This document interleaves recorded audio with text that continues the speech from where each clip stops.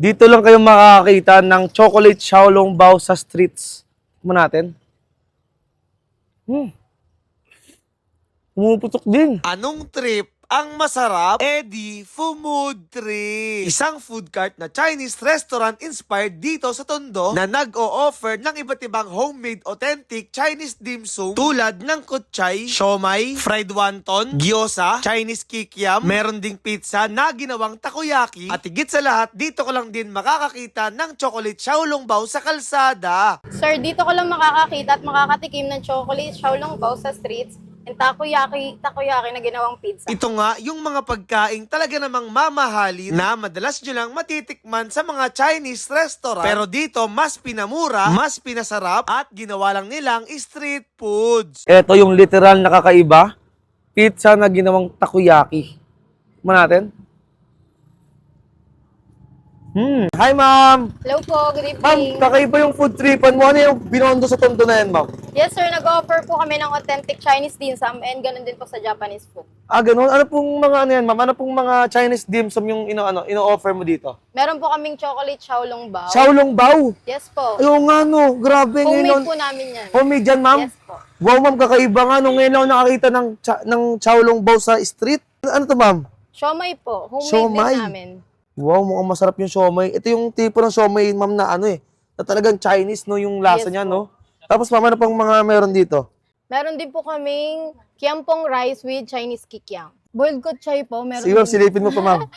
Ano ba Boiled yan? kutchay, meron din tayo. Then deep fried wonton. Nakita ko parang ito, ma'am, oh.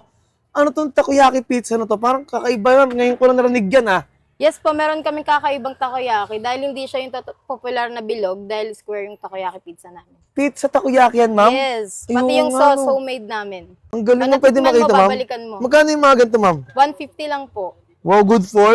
2 to 3 person. Ang dami na, no? Ang galing ng takoyaki pizza, tapos square. Dito lang meron yan, ma'am? Yes Sa po, inyo dito lang sa amin sa Binondo sa Tondo. Di mo na Yun. kailangan pumunta ng Binondo, dito lang sa Tondo, meron ka lang. Ay, ang galing yun. Ang galing naman dito. Ma'am, tanong ko lang anong oras kayo nag-open dito? 6 p.m. to 1 a.m. po. Saan kayo matatagpuan ng mga viewers natin, ma'am? Dito po kami sa 1690 Yanko Baltasar, Tondo, Manila. At oo nga pala mga tropa, bago tayo magtikiman, gusto ko lang sabihin sa inyo na binibenta ko na ang Innova Jayco 2007 model gas, good running condition at pwede pang pamilya, naka-leather seat, naka-head unit. Kaya kung naghanap kayo ng sasakyan na pwede at kasya ang pamilya, PM nyo lang ako sa page ko. Baka ikaw na mag-uwi nito. Let's go! So yun, tara, tikman natin yung dim sum nila dito. Unahin natin yung kutchay, yung gyoza. Ang sarap. Wow. Authentic Chinese, ano nga to? Dim sum. Ang loob, oh. Siksik, oh.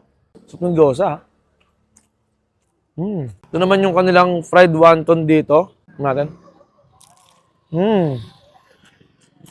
Crispy. At the same time, hindi rin tinipid yung loob niya. Ang sarap ng pinaka-wrapper. Authentic fried wonton nga siya.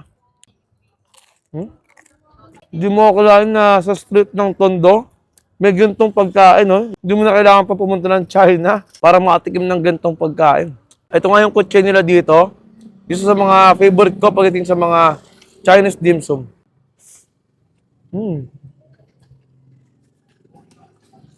Ang sarap nga.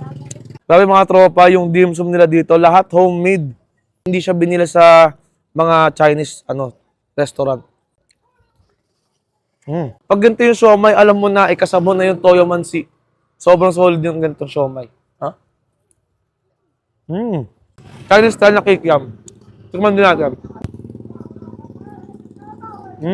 Ito yung kikiam mga tropa na naging favorite ko nung bata pa ako. Ito yung lagi namin binibili sa mga Chinese restaurant. Kasama ng lola ko. Sarap.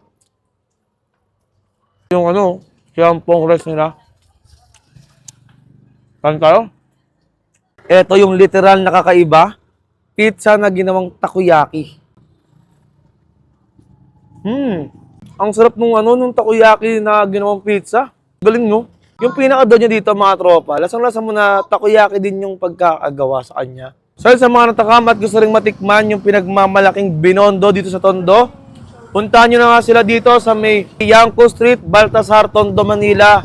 So, yun lang mga tropa, food trip na muna ako. Maraming salamat sa panood nyo. Paalam, bye-bye!